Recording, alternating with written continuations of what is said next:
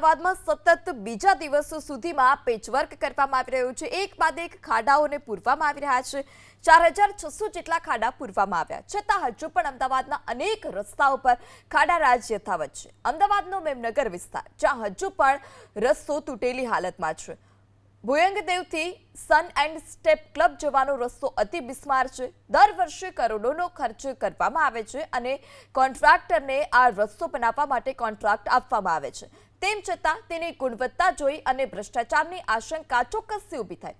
સ્વાભાવિક છે કે આમાં અધિકારીઓ અને કોન્ટ્રાક્ટરની જ મિલીભગત હોઈ શકે અને તેમની ખાયકીની સજા ભોગવી રહ્યા છે ટેક્સ ભરતા નિર્દોષ લોકો।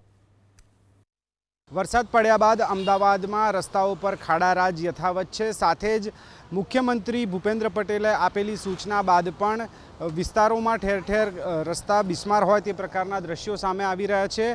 આ જે રસ્તો છે તે સન એન્ડ સ્ટેપ ક્લબથી ભુયંગદેવ 4 રસ્તા જવા વચ્ચેનો રસ્તો છે। મેમનગરનો વિસ્તાર ગણાય છે, જ્યાં અત્યારે મેમનગર ભુયંગદેવવાળા વિસ્તારની અંદર રસ્તાઓ બિસ્માર બન્યા હોય તે પ્રકારની સ્થિતિ સામે આવી રહી છે। એક બાજુ રસ્તાના તાત્કાલિક રિપેરિંગ માટે મુખ્યમંત્રીએ સૂચનાઓ આપી છે અને તંત્રને પણ તાકીદ કરી છે કે આ બાબતે યોગ્ય કામગીરી બને તેટલી ઝડપથી કરવામાં આવે।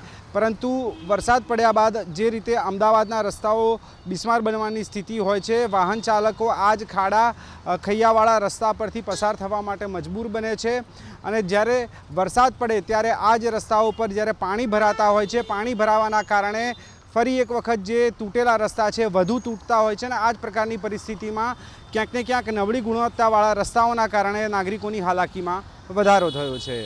જયરામ રબારી સાથે તેજસ મહેતા, ABP અસ્મિતા, અમદાવાદ।